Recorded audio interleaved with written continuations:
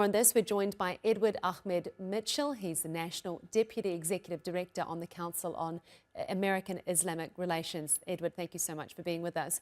So This visit comes as Israel is escalating its conflict in Gaza, including creating a new corridor, cutting off Rafah in the south.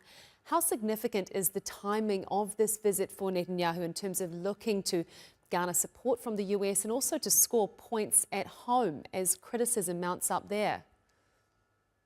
The indicted war criminal Benjamin Netanyahu is already getting pretty much everything that he wants from the Trump administration in terms of his genocide in Gaza. He's facing no pushback on the massacres he's committing every day, including this horrific murder of these 15 Palestinian medical workers caught on camera. So I'm not sure Netanyahu really needs anything more from Trump in terms of Gaza.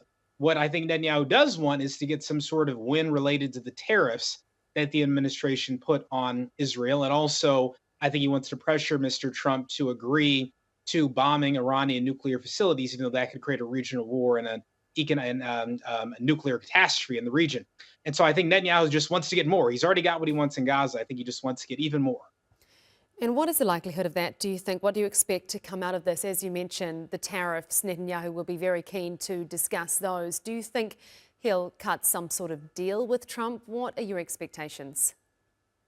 Well, it was a little surprising to see the president slap the 17% tariff rate on Israel, given how deferential he's been to the Israeli government.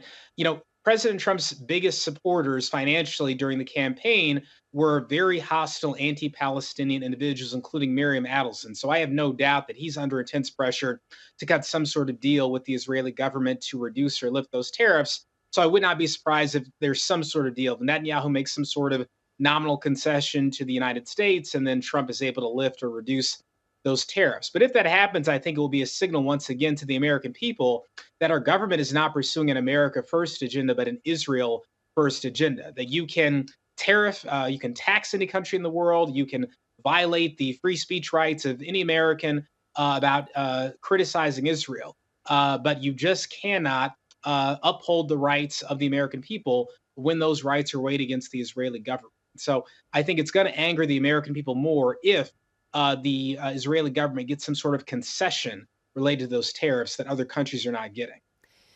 And Edward, I note that Ron Dermer will be there too for this visit. How do you think that bodes for ceasefire talks? Do you think that there could be some reprieve coming for the people of Gaza who are facing these intensifying attacks since the ceasefire fell apart?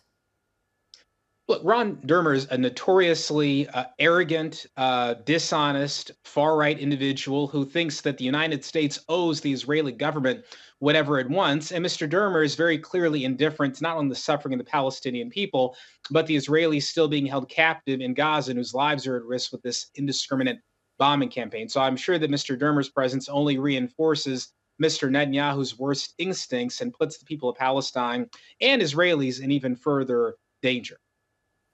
Edward Ahmed Mitchell, National Deputy Executive Director on the Council of American Islamic Relations. Thank you so much for your time.